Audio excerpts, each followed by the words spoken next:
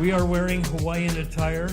We are absolutely devoted to the concept of not mourning and grieving any more than we will just naturally, but to celebrate the life of an amazing, amazing person. A true friend, a great father, great husband, and a great community servant. Mario Gutierrez. I had the great honor to have been asked over 20 years ago by Donnie Blumenstock to join Mario and about 20 other intrepid souls here to be the first class of the American Leadership Forum. For those of you not in that program, you begin meeting your group and each one gets up and gives a 7-minute biographical talk about themselves. As we went around the room, it was pretty prosaic stuff until we got to Mario. As garrulous as he was and as outspoken and talkative, how did he pack what he packed into that 7 minutes? I don't know. But I knew right there that this was going to be a close friend for the rest of our lives, and indeed we have been. So many things in common: our devotion to the farm workers movement, our sense of commitment to social justice and to bringing equity into the lives of people who have been marginalized. So many things we had in common and rejoiced together. So I do mourn, but on the other hand, as I think back, this is a guy who became kind of a mentor and a role model in so many ways because I get way too serious about stuff. Everybody who knows me knows that's the case. Mario got serious too, but he also knew the pleasure of family and love, fine wine, good food, music, dance. An amazing guy that had discovered something that eludes a lot of us: balance. And that's a remarkable thing. Today we're going to have a number of speakers who will speak to that from different perspectives and remind us of this amazing life, while cut short way too soon, nonetheless was a life well lived. We're going to begin today in a fashion that I know will be very meaningful to the family, and I think to all of us, and it certainly would have been meaningful to Mario, given an event in his life that led to this moment. We're going to have the associate priest of the Japanese Buddhist temple, Kelvin Mark, open our event this afternoon with remarks, with prayer, and thoughtfulness and contemplation. Kelvin?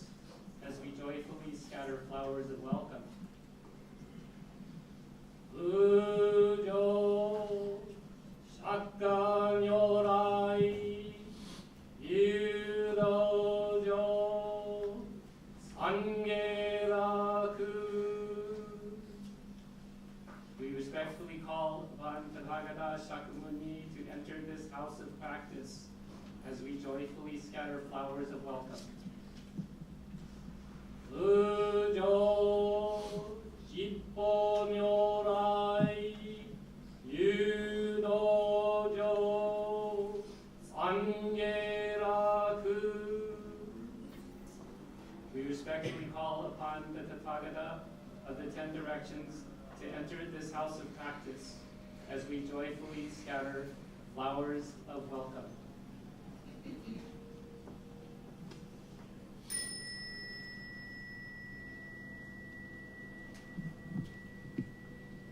Namanda, namanda, namanda.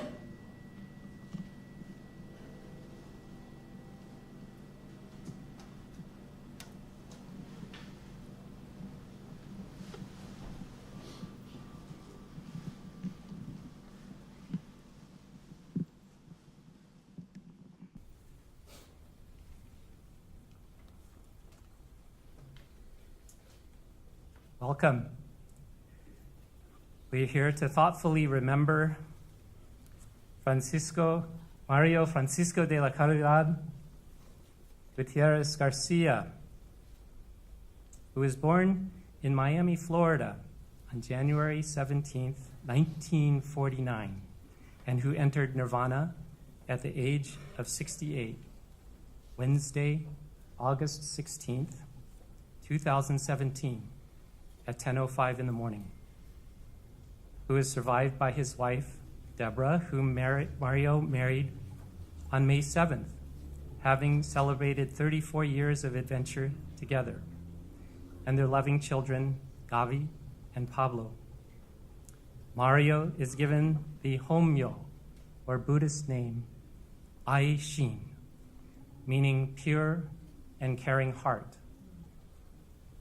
I know that each of us will always remember exactly where we were when we heard that we had lost Mario.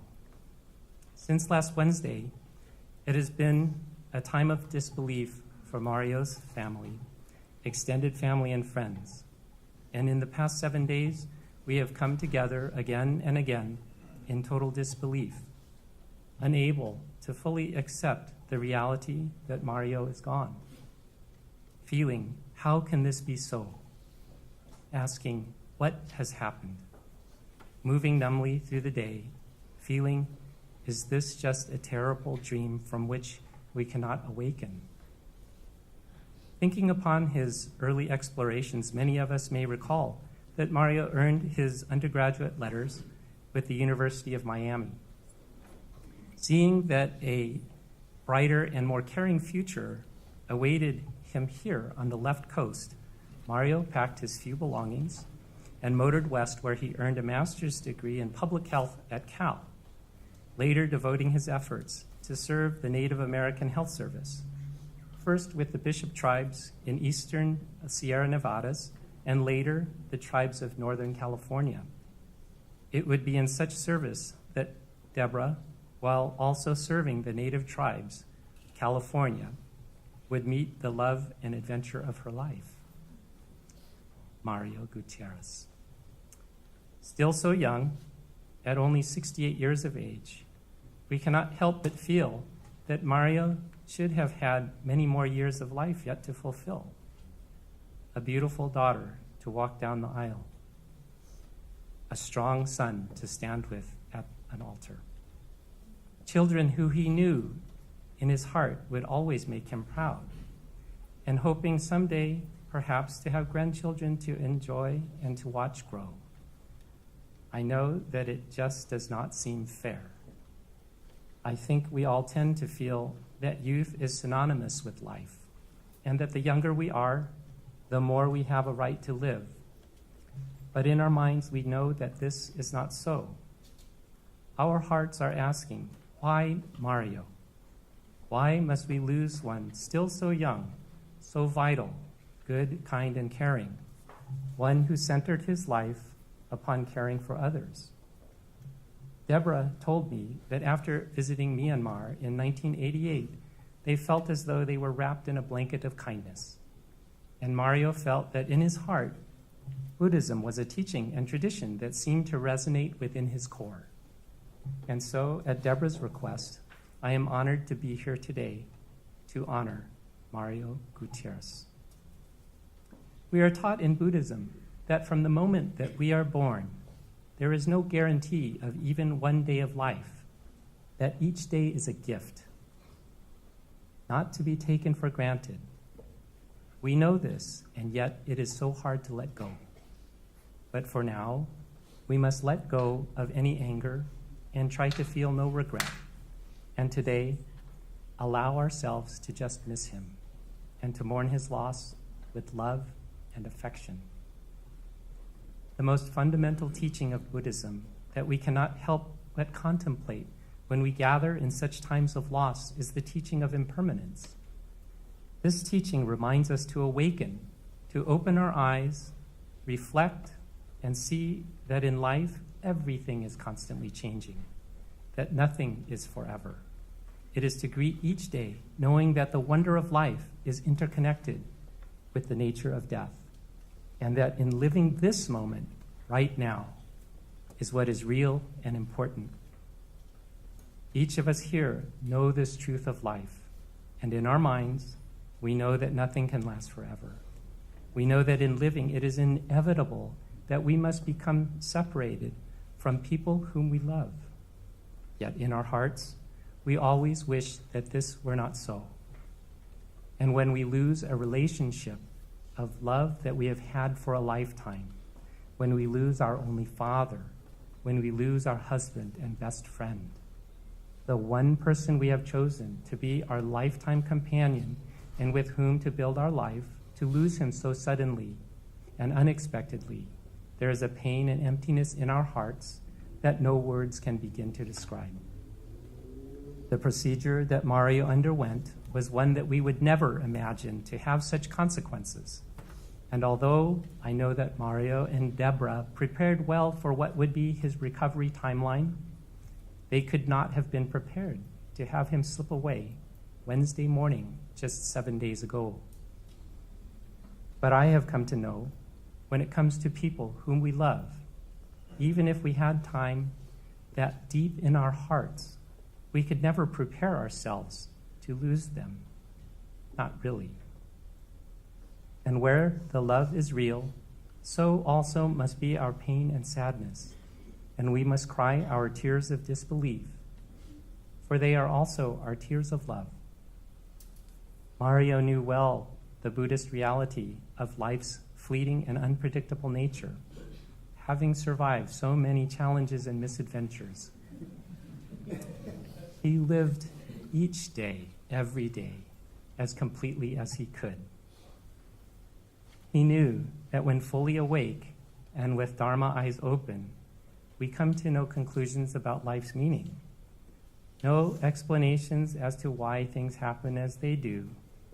We are taught instead to simply try to live life fully and with clarity, for it is a rare and transitory gift. We are encouraged to love deeply, to hold on tightly, knowing that a time will come when we must gently let go, to breathe in life's joys and release its sorrows, knowing well the beauty and sadness, and to do our best to live through the inevitable challenges of life with awareness of life's delicate impermanence, all the while expressing our appreciation for those whom we love. All of us here today, most especially Deborah, Gabi, and Pablo, were in ways large and small the foundation of Mario's life, especially for his family and friends. Your love and friendship gave meaning to his life. And I know that after his diagnosis of prostate cancer, with words unspoken, Mario lived cherishing life, and all of you all the more deeply. For any diagnosis of cancer makes us realize that we cannot take for granted any moment or any opportunity to be with those whom we love. Although many words of condolence are spoken, and although I speak these many words, I know there are no words that can ease the pain of losing Mario. It is a most unacceptable, unimaginable loss for his family and friends to bear. But please know that we will always try to help in every way that we can. Know that Pablo will continue to be the most thoughtful son, and that Gabi will continue to be the most caring daughter that a mother and father could have, and that it has been our honor to have Mario Francisco Gutierrez a part of our lives. And please know that we grieve with you the irreplaceable loss of a man who dedicated his life centered upon others. So with palms pressed together, please join me in closing meditation as we reflect upon the life of our dear friend, Mario Shaku Aishin, pure and caring heart, My life is not only my life. My life is made up of the countless sacrifices, caring, and kindness of others, with kindness and gratitude beyond words. Namo kie boots, namo kie ho, namo kie so, namanda, namanda, namanda.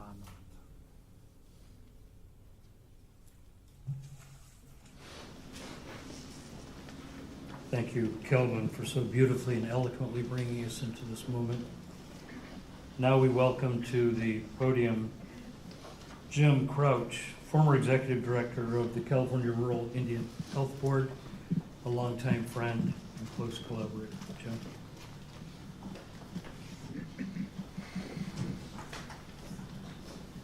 We are here today to celebrate a life, and Mario truly was a global person, and we appreciate all that he did for all of us, and that's why we're all here. Some special people are with us this afternoon from the Yosemite Valley, two of the spiritual leaders from the Miwok people in that area, the Paiute and Tachi, and they're going to bless us with a prayer and a song. And I'd like to introduce Bill Tucker, who will be leading us, and his helper, Les James. They've driven a long way this morning to be with us. And I'd ask that everyone stand when this process starts. And thank you for joining with us, California's Native people and Native Americans, in honoring this friend of ours, Mario Gutierrez.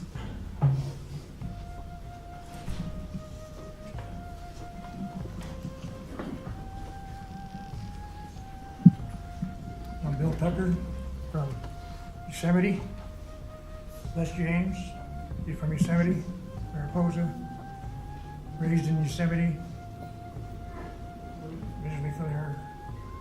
I'm going to say a little fast little prayer for Mario, one of our leaders from Yosemite, because he's one of our brothers. He's been down into a lot of canyons with us. Some that you don't know about, some that he probably never showed nobody. Some that we told him not to show too many people about. There's paintings on the wall that he's seen. There's tracks that he's seen, stepped in tracks. Stepped in things down there that a lot of people have never seen before. So, Mario, I hope. Bless us here, Grandfather. Bless us all in this circle, this big circle of ours. Don't close it. Keep our circle open, Grandfather. The good to come in, the bad to go out, but mostly the good. We all need help, Grandfather. When we look down there in that valley, there's places down there that we appreciate things. Appreciate looking at the rock, looking at the wall, look at the painting on the walls. There's a place down there, Grandfather, that you lean to. It's got the human print and the bear print. The bear print, and you press against it, and opens the door for the other side. You walk through that other side, Grandfather. That's when you go into the other side of the other grandpa up in the air. One that will receive you. You give him the strength when he goes through that door. The strength that we all need. With that bear, helping him out. Bless all our people here, Grandfather. Bless everything that we have. Bless the bear. Yeah. Yeah. Yeah. Yeah.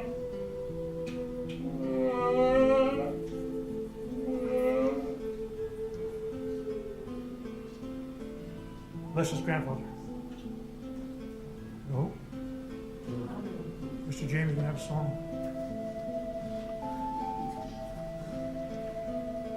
In our ceremonies, the last song that we usually sing is a farewell song. A song that we all know. People that attends these ceremonies, special ceremonies like this. Mario is a special person. Spent a lot of time with us down in Yosemite. He's like a brother to us. Although we haven't seen him for a good 15 years, we're still close. Close as anybody could be. And we believe that His Spirit called us. He told someone to tell us to be up here, to be with Him. And we believe that. The Spirit is telling us. But I miss that guy. We had a lot of fun together. Had some good times. Good times I'll never forget. They'll never forget. Some of the others that, like Jim. Thank Jim for inviting us up here, and all those that are involved with us. We appreciate the invitation here. The people who's really kind to us here today, and we appreciate that. Thank you all from our people in Yosemite and the surrounding areas. Sing this farewell song for Mario. Although he's gone in body, His Spirit will be with us. His memory. That's why we're all here. Just share that memory with everyone. All the laughs that we had, the good times.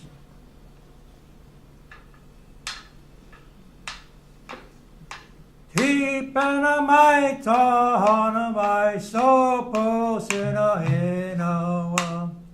Ye aloho sinakawa.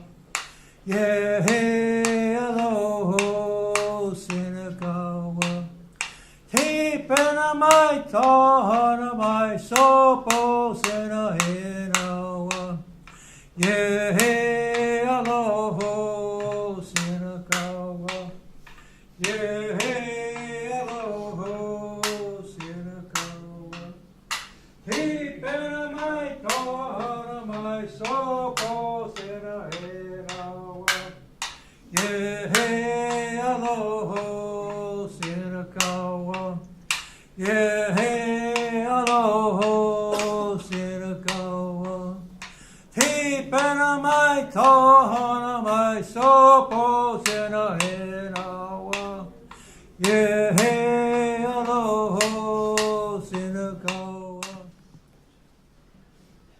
With our good friend Chet Hewitt, the President, CEO of the Sierra Health Foundation.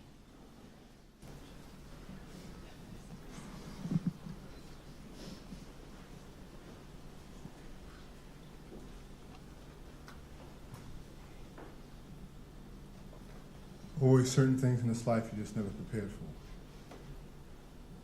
This is one of those moments for myself. I've stood behind this podium many, many times before, but this is clearly the most challenging time in my almost 10 years here at the Foundation. Let me start by offering our deepest sympathies and condolences to Mario's family, Debbie, Gabi, Pablo, his immediate family, the extended family, which includes all of us in this room. If you knew Mario, he was a lover of family and relationship, and connections to people and experiences.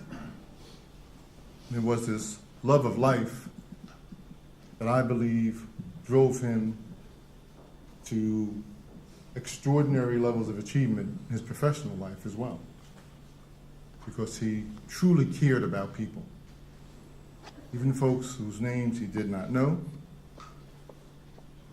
or histories he had not been part of, because Mario was a person who believed that the human condition was something that we all helped construct.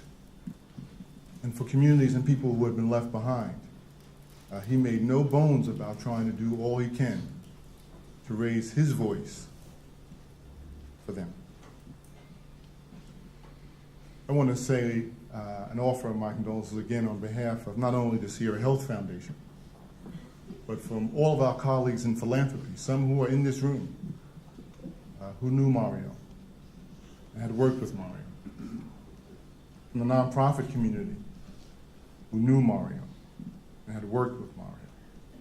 And if you knew him and had worked with him, you loved him as well. It kind of all went hand in hand. Mario was one of the first program officers here at the Sierra Health Foundation. It was founded in 1985. It was a new thing to have a health conversion foundation. And our history, even as a modest-sized foundation, is really built upon the type of work that Mario did while he was with us. We were one of the first foundations in this country to do AIDS funding. That was directly because of Mario's work. When he left Sierra Health to go on to the California Endowment, he had an extraordinary portfolio looking at the health and well-being of rural communities. And after TCE, went on to work for the Center for Connected Health Policy, which is really an attempt to try to deliver great health care to everyone, regardless of where they live or whatever their economic status happens to be. Mario was a warrior for causes that we are still debating today. And I can say that we will truly miss his voice. Truly miss his voice. I met Mario in 1998 when I came out from New York to work on a project called California Works for Better Health, some colleagues who are in this room. And the first thing I noticed about Mario was his infectious smile, which, you meet someone, you're trying to figure out who they are, and clearly and quickly, he had kind of wrapped himself around you in ways that, it's quite rare these days. And over the almost 20 years since we met right here on this campus, next door, in the other building, he has always been a mentor and a friend to me. And whenever I had an idea, well thought through or not, he was one of the folks that I would go to and test it with. Because you could always count on Mario to give you an honest perspective in a way that would not harm your feelings or your attitude or your intelligence, even when those things were not always so well thought through. Because he always cared about the complete person. We are honored to have been asked by the family to hold this here on this campus. I think Mario worked here for about 25 years, I think it was in total. So we got the privilege of being the place, the physical place, from where so much extraordinary work had been done. And so for Mario, I think some of the comments here today are very appropriate. A life extraordinarily well lived and going too soon. Thank you.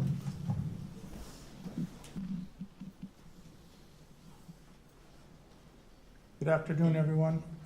My name is David Villarino, and I'm the president and chief executive officer of a nonprofit founded by Cesar Chavez, totally supported by Mario. On behalf of the hundreds of thousands of farm workers in this country, around the world, we wanted to extend our deepest condolences to Deborah, the two kids, Gabby and Pablo. I had a chance to work many years with Cesar Chavez, either as his bodyguard or as his son-in-law, or running different things with UFW. And I got to tell you, within the context of that work, that 45 years, you come in contact with a lot of powerful people, a lot of influential people, a lot of celebrities. And I got to tell you that Mario, right at the top. I remember first meeting Mario in 2005, 2006, he initiated this farm worker program through the Kell Endowment. And it was a big thing he wanted to do. It was to strengthen rural communities, and it was a really big idea that he promoted. You know, he had this huge vision, as we all know, and he wasn't afraid to really push it. And I remember going and said, "Yeah, this guy, there's a Chicano that's heading this thing up, you know." So I'm all excited, and I'm sitting there, and in walks, and usually, you know, you think of these Mexican Americans, you think, you know, they're kind of short, maybe a little dark complected, you know. And there's this big dude. And then he turns out he's a Cubano. But man, did we ever fall in love with that guy. I remember talking to him afterwards about the initiative, and he's saying, so you know, what can happen? What do you think? What did Caesar have to say about, you know, the work that's being done both with UFW and all the other kinds of work that we were involved in? And I said, well, you know, at the Last Supper that Caesar had at his 66th birthday, he talked about how, you know, if having a union meant that you had to rely on an employer, then what happens if the employer goes away? He says, so the question I told Mario that Caesar poses, you know, are we the oak tree or are we the mistletoe as a union? And he said, we've got to push for worker-owned businesses, employee-owned businesses by farm workers. And Mario took that concept and just embraced it big time. And he says, okay, well, what are we going to do? And, you know, to think of farm workers as being able to own their own businesses and things, it was kind of a novel idea back in the days. Today, it's not so novel. But Mario was right there pushing it, and he embraced it. He started out by giving us a fairly significant grant, you know, for us at least, you know, $900,000 for 3 years to really push this thing. And it went from there, it just took off. And you know, he became your friend. You loved him. You embraced him. Everybody knows that about him. I share a story. One time, he invited us to go to a conference, and then afterwards, a number of us, he invited us to go up and have. You know, he loved his wine. So we went up and we were having some wine, and lo and behold, nobody had a corkscrew. Nobody could open the wine, you know, the cork. So he says, well, you know, what shall we do? And I said, well, I know a little trick that Caesar taught us. And so I took off my shoe, and he looked at me. And he had this big smile. What are you going to do with that? I said, watch. And I started banging the bottom of the bottle, and the cork came out. And he says, oh, my God, I'll never have to travel again with these things in the flight. You know? So anyway, you know, he was just a beautiful human being. And, you know, there's a couple of people that are here from Farm Workers Movement that I just wanted to recognize. Bruce Goldstein, President and CEO of Farm Worker Justice, Arturo Rodriguez, President of the United Farm Workers, and they'll all attest to the same thing. But Mario was, you think about people who God put on this earth for a very good reason, and that was Mario. Because, you know, I lost track of Mario, literally. I lost my phone and I didn't have his number. And so for about 4 or 5 years, I hadn't talked to him. And then, you know, for personal reasons, I had to get a hold of Deborah and check on something for my granddaughter who was just born. And she was gracious enough to give us a hand. And when she called me back, Mario was in the car. And this was probably 2-3 weeks ago. And I took the time, you know, we got on the phone and I said, Mario, I said, I just want to thank you. I don't know how aware you are of the difference you made in the lives of, you know, thousands of farm workers from field. I said, because of what you provided to us back in 2004, 2005, today we put 50,000 farm workers through literacy and ESL classes.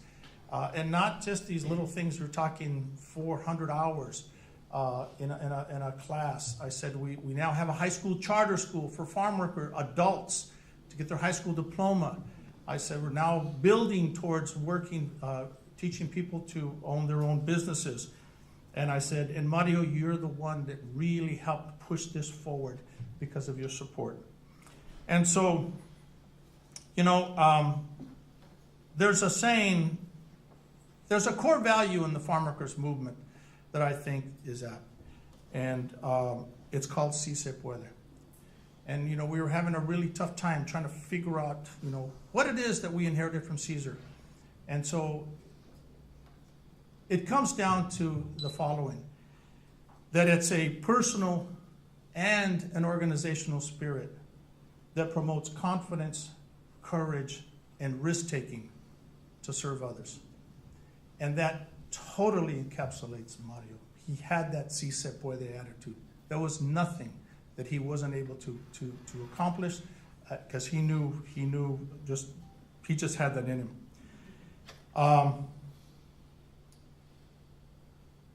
There's a prayer that the farm workers have that Caesar wrote. It's called the Farm Worker Prayer. And I won't go through the entire prayer, but there is one stanza that I'd like to leave you with this afternoon. It says, "Let us remember those who have died for justice, for they have given us life. Amen." Thank you very much.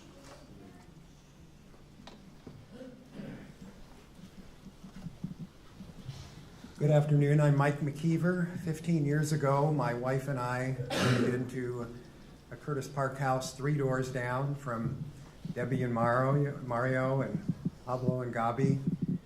And most of our relationship is of personal friendship nature, although I did have the good fortune to be professionally interwoven with Mario's practice as well, and certainly all the descriptions of his professional life resonate with me.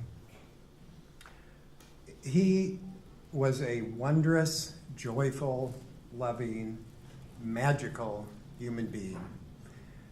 I don't know how many people in the last week have used the word magical to describe Mario. We all were blessed by our relationship with Mario. I look back on it, and now I think, I was just trying to get some Mario magic on me as much as I could.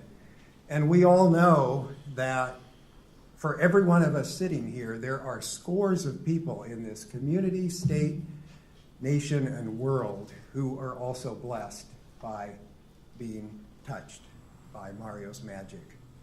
How many people have you ever known that you could say their name and magic or magical after them, and people would go, yeah, that's it? Have you ever known anyone you could say that about? It's an even better moniker, Magical Mario, than the more obvious one, Super Mario. So it's interesting, just the few people who have already spoken, including Denny's opening remarks.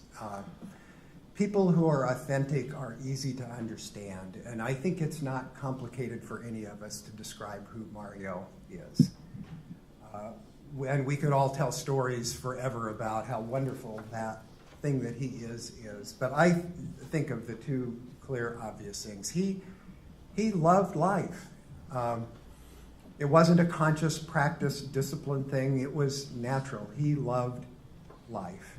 And everything from the very simplest aspects of life to much more complicated, exotic things like playing with wild animals in Africa and eating grapefruit and drinking great wine.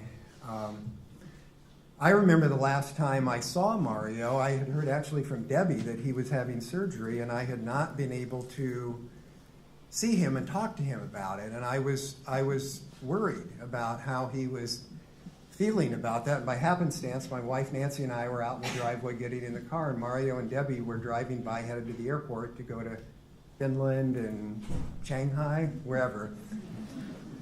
And they slowed down, and we said hello, and Mario just had a grin on his face like it was the best day of his life.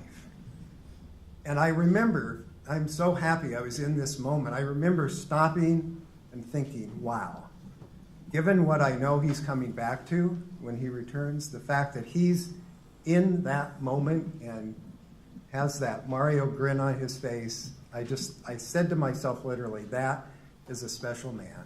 And I need some more of that. I also remember that when he was at home convalescing, and I had a little bit of rehabilitation on a leg myself I was doing, and he emailed me and he said, you know, Mike, we need to do walking in the park together. So I remember helping Mario and Debbie and my wife harvest their first olive crop, and how excited he was about how many pounds of olives that was, and the second crop, how many more pounds it was in the second year. He was just delighted at how many more olives they had the second year than the first year. He liked things that were real and authentic. And you hear his stories of work with the Native Americans and the farm workers and everybody else, people growing local food here and people who needed local food in their neighborhoods so that they could be nourished and healthy. He had a nose for real and authentic. And we've heard people talk about his commitment to community service and all of the wonderful things that he did. And it's easy to think of him with that, well, that's Debbie, but with that, so I've got this smile on his face as he went, you know, as he moved easily through the world. But in addition to that, he was a man of purpose, a man of meaning, a man of very, very clear moral values. And so while it's easy to, I see Val in the audience, we ran into each other the day after his passing, and she called him the gentle giant. That's right, but there was another side of him, which was a steely spined, totally committed to justice and fairness and equity and doing whatever he needed to do to take care of people who needed taking care of. So I think I will close with what I think is a funny story. We all know Mario loved to cook, and Pablo had some anecdotes about that in the paper the other day, and I think probably everybody here benefited from his paella and his Cuban cooking, and it was always so much care that was put into that. And our friendship of Mario and I and our spouses shared a love of things Italian, and especially Mario and I liked Negronis, an Italian drink. And so we went over, Nancy and I, one hot summer afternoon, their invitation to spend some time out back by their pool, and Mario had this twinkle in his eye when I walked in the door, and he says, I have a new Negroni recipe. Would you like to try it? So of course I said yes, and our wives weren't partaking in that. But the first Negroni was really, really good, and if we had the logic, if one's good, more must be better. And so we had some more, and our wives had a better memory the next day of what the rest of the evening was like. But I will always feel good with the moniker that Debbie and Nancy gave us after that evening of the Negroni brothers. You will always be my brother.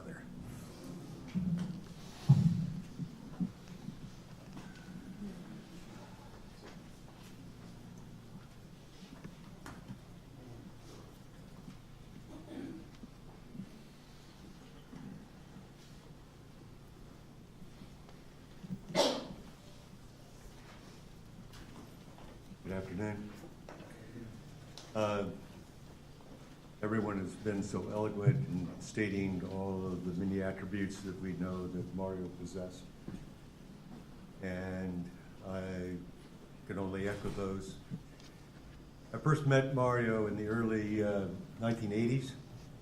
We actually ended up working together when the Sierra Foundation was sponsoring AIDS education here in the mid-80s, and I was working at Sacramento County then. And we worked together, and we became friends because He was a fun-loving guy. We had a good time. We got things done. And, we had some commonalities. One of the commonalities was that we were the two smartest dudes on the planet to marry the women that we did. And so, it just kind of evolved from there. A little bit of background, because I'm going to tell you a story. This is it's the epic of skiing with Mario. And it is truly something that you need to hear. Well, I was the only child on all sides of the family. And there was a kind of a thing going around, like, what was it? Did they achieve perfection, on the first time around? Or were they horrified as a result of the first experiment? Most of the evidence and most of the opinions came down on the latter. So, Mario and I loved to ski, and we went skiing. To ski with Mario was truly an adventure. First place, we always wanted to get an early start, and some of you may know, there's Cuban time. Oh boy, be there at 7 o'clock, Mario, we're gonna hit it real early. 7:30, 7:45, something like that. And then when we get, I'm going to kind of summarize the things that happened over the years. We get to the resort and open up the back, and Mario did not have a ski coat. Okay. Then Mario lost his keys.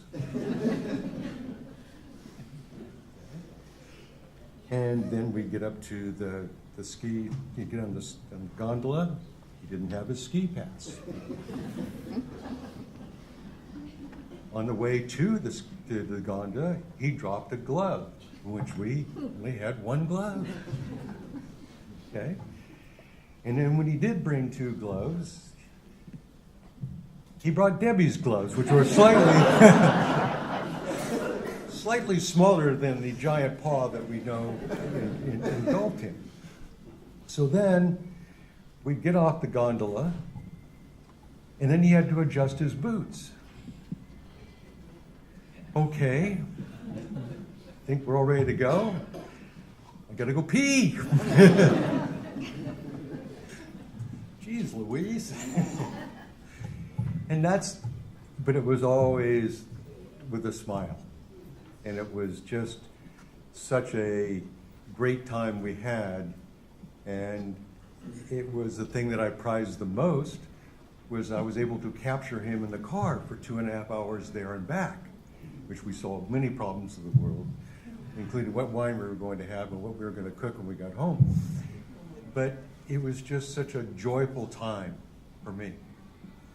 And it meant so very much. And as we evolved over the years, the relationship got stronger and stronger. And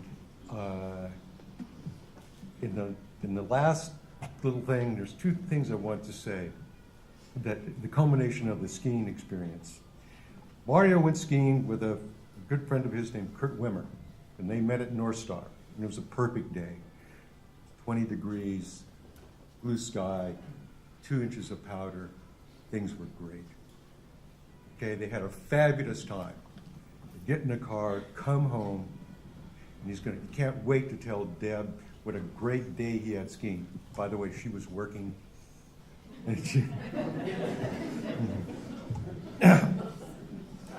So he gets home, opens up the door, goes in the back, opens up the back of the Lexus.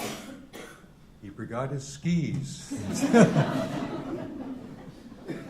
He left the skis on the asphalt in North Star. So that's the ski thing. The thing that I came away most with, as I told you, I was an only child. At the end, and all through the ensuing years, I wasn't an only child.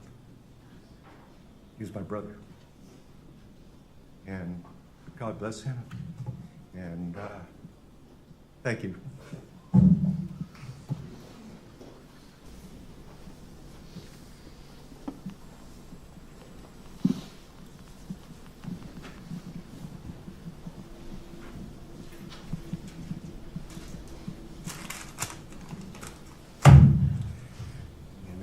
aren't you? These. All right, here we go.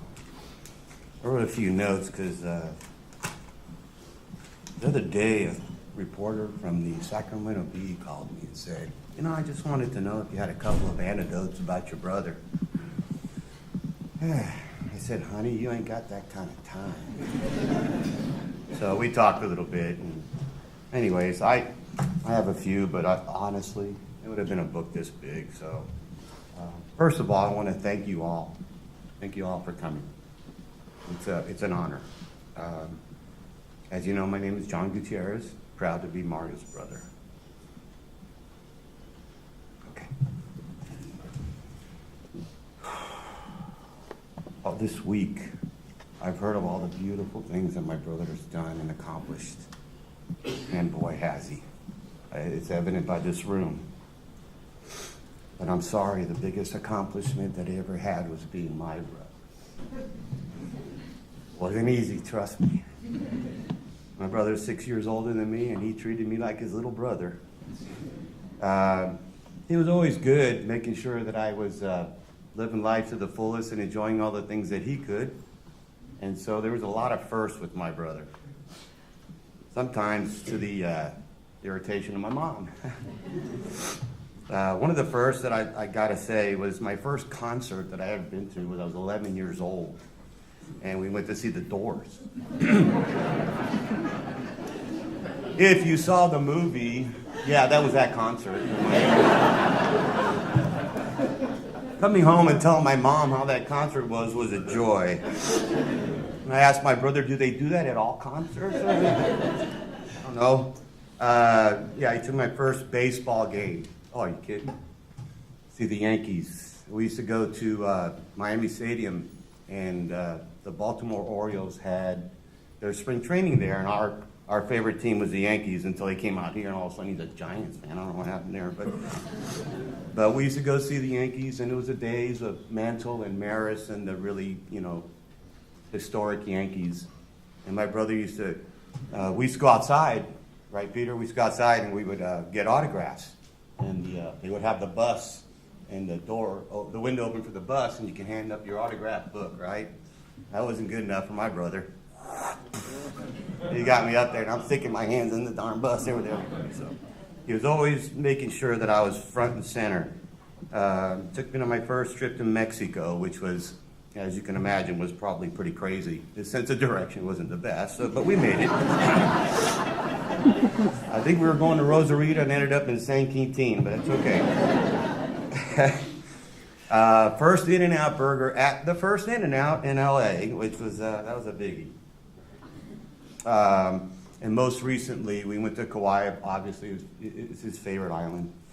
And for my wife's birthday, he bought us a helicopter ride. Knowing that good and well, I couldn't go up in a helicopter. He knew I was scared to death. But you know what? We canceled it 3 times over the week, but we did it. It was awesome. And when I told him about it, he said, well, yeah, of course. What are you talking about?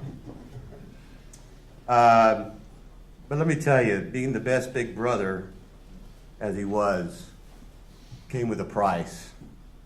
That man tormented me to no end. He would scare me to death. His favorite thing to do when I was a young child, I was about 8 years old, and he would turn on in our little apartment in the projects in Miami and Dade County, and it would be dark, and our parents would go to a lodge meeting, and he'd fire up Alfred Hitchcock, and he'd darken up the house, and we'd sit in front of the big old TV, and we'd get really scared, and I'd go, Jesus, Mario? Right? He would go hide in the apartment somewhere and make me go find him so he can scare the jabibis out of me, right? Yeah, he tormented me, and some of the things he did were crazy. One time quick story, I was hanging over the refrigerator looking for something to eat, and he decided that wasn't good enough. So he promptly planted a banana in my face, and that was the best food fight I ever had. By the way, the first food fight. We were in trouble with my mom after that because we destroyed the house. It was amazing. But Mario's always a scout, the pioneer, and our family is always the one to go first. First to California, first to Europe, first to Cuba, first everywhere. So he came out to California, as mentioned earlier, in 1971. And yeah, no, we weren't going to let that happen, so we followed him. Kind of like the Beverly Hillbillies. We threw Grandma on top of the old station wagon, and Mom and Dad and I jammed across country. And by the way, he told us to take Route 10, which was the most, if you've ever done Route 10 from Florida to California, Texas is the longest state. I drove for 3 or 4 days. It was amazing. But we came out and we joined Mario as he asked us to, and it was awesome. And we're so happy that he did. There'll be, you know, I can say for certain that when Mario landed here, California was better off, right? I was mad because he left. That's okay, I found him. But some of the things I'll miss about him is cooking those meals. You guys heard about that. I was always the unofficial sous chef. So I was cutting and doing everything for him, but we used to put together some big old meals. We used to sit and smoke big old Cuban cigars and talk about sports, talk about Cuba, talk about just about anything. And he'd always would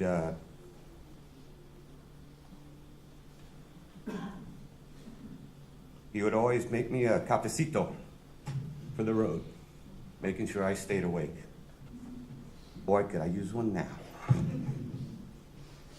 So if you ask me, all the accomplishments that my brother accomplished in his life and all the things he did for the farm workers and for everybody he touched, the most monumental thing, he was my brother and the best. And like my goddaughter said in Miami, he will always be our legend.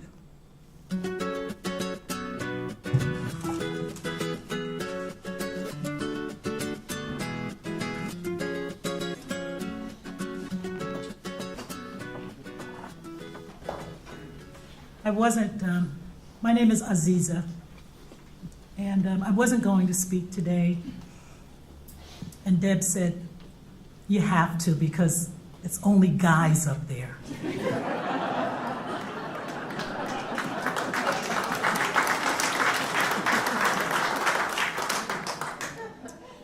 So I'm here to honor my brother.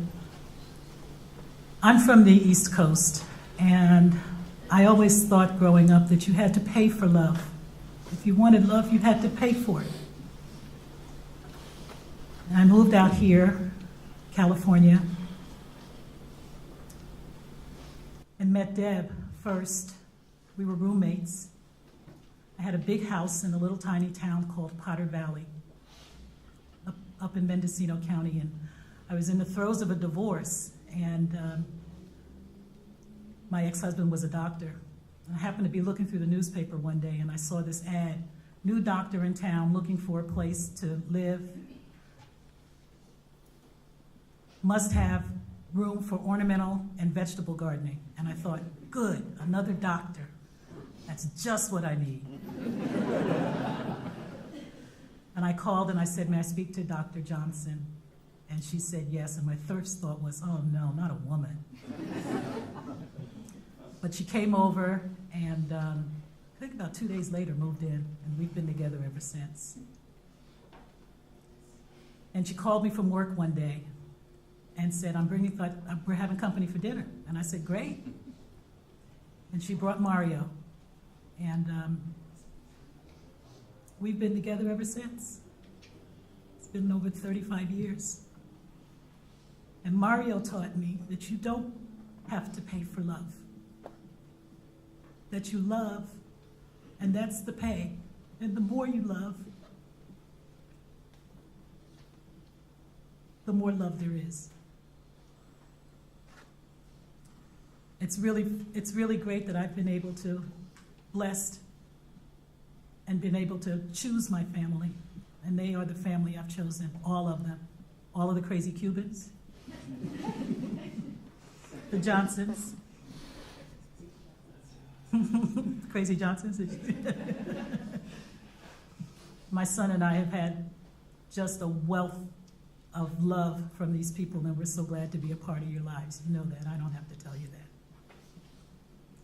My son didn't want to speak today, so I asked him to write something. You want to read this? No? He said, "It's hard to know what to say about someone who's touched so many lives, about a man who's given everything of himself to make people, communities, and the world a better place to live. If you close your eyes right now, we can all remember the first moment that Mario showed us how special he was. For me, it wasn't him placing me on his lap in the driver's seat of a car so I could steer while he worked the gas and the brake.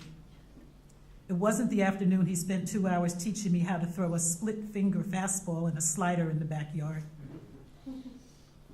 The former was sneaky fun, and the latter was hard work. No, for me it was Christmas Eve that I missed with him, because he was upstairs, sick. While preparing for the day every kid loves alongside Deb, my mom, my dog, Mario had apparently come down with something and spent the entire night upstairs because of illness. I awoke the next day to a beautiful brand new Huffy dirt bike next to the Christmas tree. And it was later that I learned that Mario's sickness was a cover story because he'd spent the entire night assembling my present. Forever.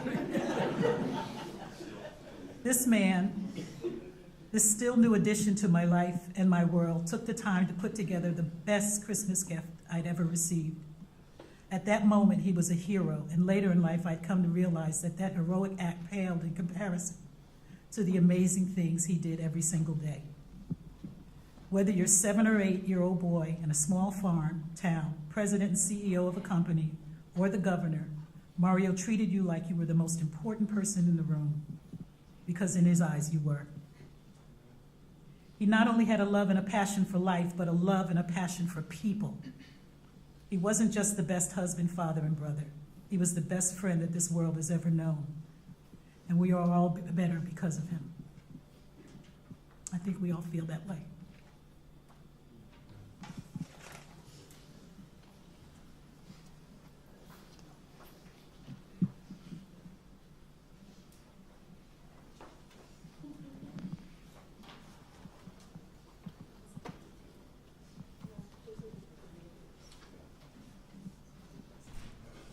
I was just thinking about this guitar because the first guitar I ever had was my dad's that his cousin Maria had brought him from Spain. On a trip, he brought one for John and one for Mario. And my dad, I don't know why I call him Mario, but he gave it to my sister when she was like 13 or 14 when she wanted to learn how to play guitar. And then I started playing guitar instead. Well, sort of, yeah. Gabi didn't like it. But I remember I fucked up and I put steel strings on it. And it was a classical guitar. And it snapped the whole neck in half. And I remember I was so scared because this was this treasure that was my dad said he was lending me. And I can't fucking talk right now. But the first thing he did was he came home and he looked so sorry for me more than for him, even though it was his treasure. And I was thinking, like, how am I going to buy a new guitar? You know, I'm 15. I spend all my money on pizza. And the next day he came home with this guitar and gave it to me. And it's my favorite guitar in the world to play. But his favorite music was Cuban music and Hawaiian slack key guitar. And so I always made a point of never learning how to play that stuff because he was my pops. But over the last week or so since he died, I've been trying to play a little bit more of that kind of stuff just because it's felt good. So I'm going to play just a quick song. I don't know what it's going to sound like, to be honest.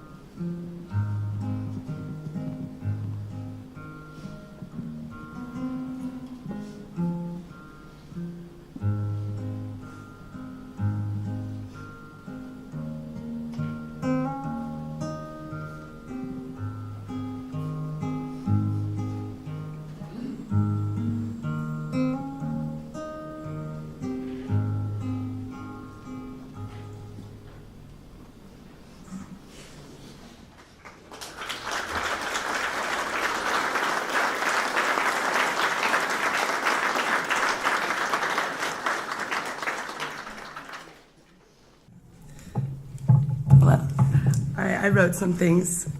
I'm not going to get it through it without crying.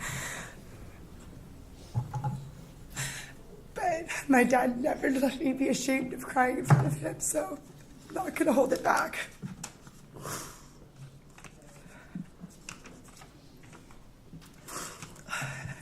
And you have to forgive me because I'm pretty angry too. So, some of us may not be entirely clear about what happened to my dad, and really neither are we. He just bought a car. He had plane tickets to travel. He and I had oysters together 2 weeks ago. He was telling me how great he felt. So you may be in shock over this news, but my family, what we're going through is unimaginable. This never should have happened. But dwelling on this will only fill your heart and your head with anger and hurt. We spent the last weeks with angry thoughts like, why him? Why are other people walking around? Why is the man who's literally the most saintly person I've ever met gone? To know him was to love him. But what you may not know is that Mario also experienced similar loss. And I was young and I didn't really understand what I was witnessing. I was especially close with him, so I knew how sensitive he was and how deeply he felt for his family and friends and how much he hurt when they passed. When I was growing up, my dad lost 2 friends abruptly. His best friend, Stanley Bear, literally just dropped dead of a brain aneurysm. And his best friend from college, Pastor, who lived in Cuba, committed suicide. Both of these men my dad loved, and they also represented so much to him spiritually. Stanley was a connection to the tribes in Yosemite, and through his friendship, he gained a huge appreciation for native spirituality, nature, and the cosmos. And despite what magical spirit Stan was, he was taken without justification. And Pastor was special to Mario because he connected him with Cuba, and they shared the belief in core values of socialism and loving your fellow man and making sure everyone is loved and cared for, believing in the good of humanity and fighting for a cause. But then that belief was shattered for a moment when he saw how heartbroken Pastor was before he died. As a child, I witnessed Mario's pain and the suddenness of losing his friends. But as an adult, and now witness to the most incredible sudden loss one could ever imagine, I really, really know what he's went through. And even in death, he continues to teach me. He was such an incredible example of strength and perseverance. He continued to live his life with honor and purpose and eternal love for everyone who he had loved that had passed. He refused to dwell in anger or sadness and never let his pain affect his joy or ability to be the best father. And I too will find strength and honor in pain.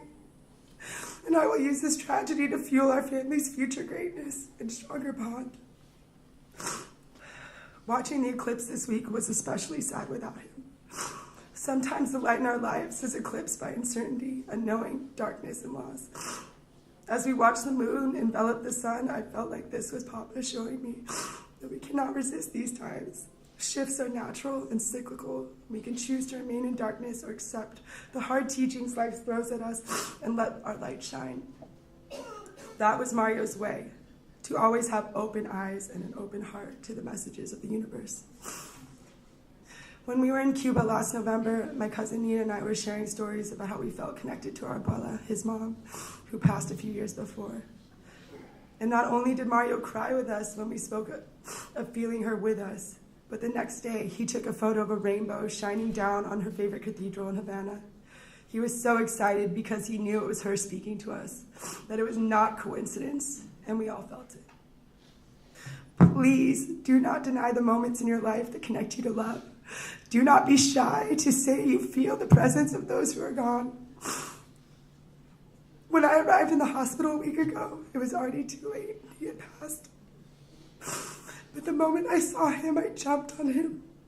I hugged him and I told him how special he was. I threaded my finger through his, and I felt his energy squeeze my hand back. and everyone there felt the warmth of his spirit permeate that hospital room. I refuse to believe that he is gone because he is in me, in my brother, in our blood. In life, he always found a way to connect to all of us beyond superficial, and in death, he will live on in all of us. He was my best friend. He was my soulmate. We spoke to each other constantly, and I refuse to believe that this will end now. Mario, we love you. I will never stop seeing you, or hearing you, or thinking of you, especially every time I see a rainbow. Also, my father was a big romantic and a softie, and he loved Pablo Neruda, obviously. And we found this book in his collection, and it was already dog-eared to this page. And I'd like to read the end of this poem in his honor. Turn yourself gradually into that glowing portrait. Go into it deeply, deeply with your smile, and look at me from its stillness until I see you again at that point, at that time, as the one I once was in your flowering heart. Thank you all for coming. I have so much love for all of you and everyone that spoke, and I hope you keep in touch.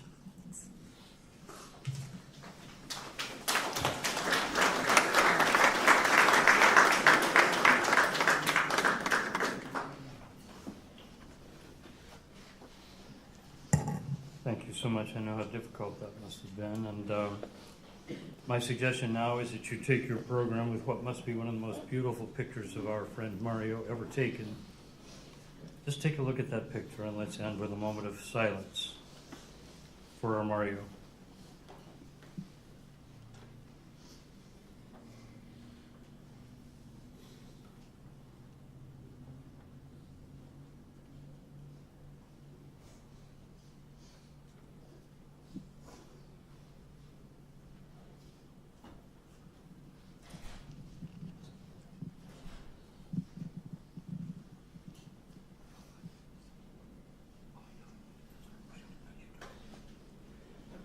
Our farm worker friends will send us off from the occasion with something many of you will recognize.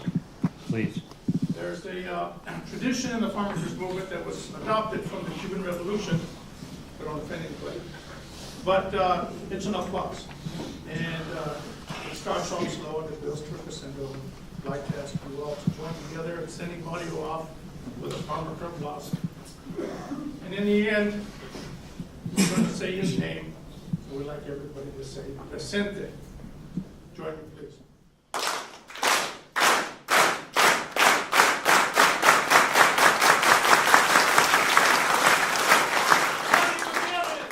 Mario Gutierrez! Mario Gutierrez! Viva! Let's now join the reception, have a little wine and food, and celebrate our Mario's life.